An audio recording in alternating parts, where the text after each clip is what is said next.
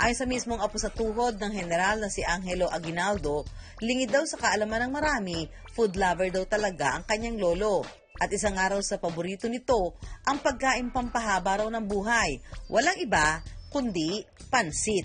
No wonder, umabot siya sa edad na 74. Na very common talaga ang kakanin ng mga tao ng araw ay mike. Madaling gawin yun, sa madaling luto. Saka yun ang ingredients na very common sa baryo ng araw eh.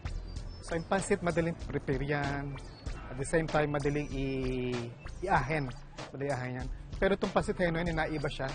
Kasi separate yung sauce. So nakakapili siya ng pangsahog.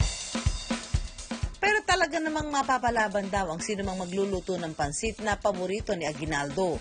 Naisinunod pa ang pangalan sa bansag sa general, ang pansit Henoy. Sandamakmak daw kasi ang mga rekado nito. Ang Henoy, pinaigsing tawag sa salitang general.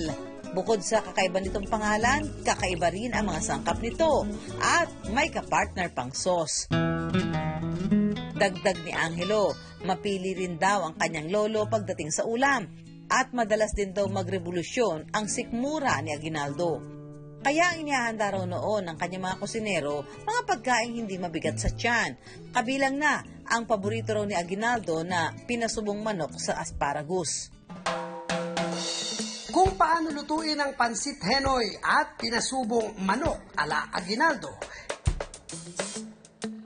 yan ang ituturo sa atin ng mga Caviteño chef na sina Eds at AJ. Pinaghalong bihon at miki ang pangunahing sangkap ng pansit Henoy.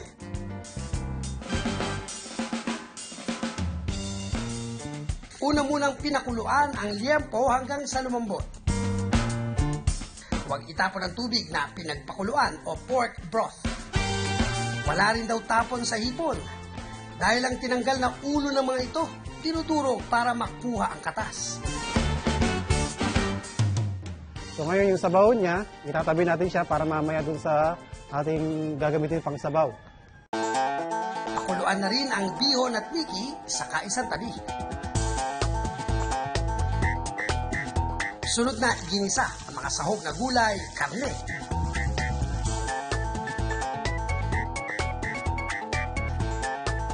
At hipon.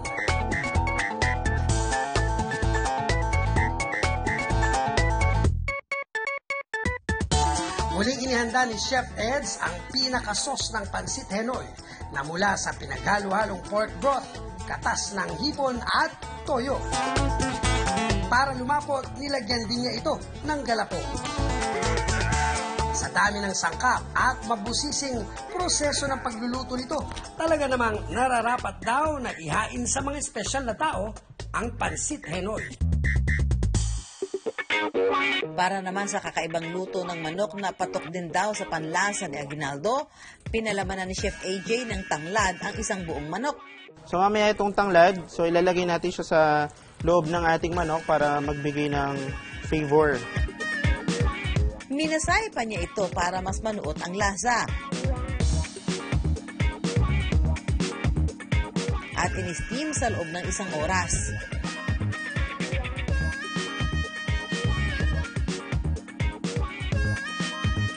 Matapos lumambot, sinahugan pa ito ng asparagus para maging manamis-namis ang lasa.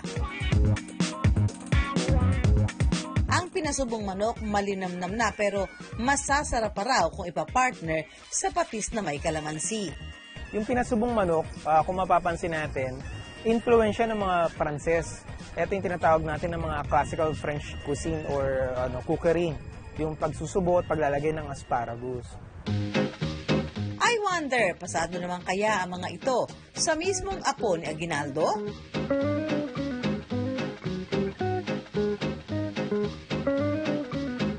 Lasang-lasa ko yung lutong bahay.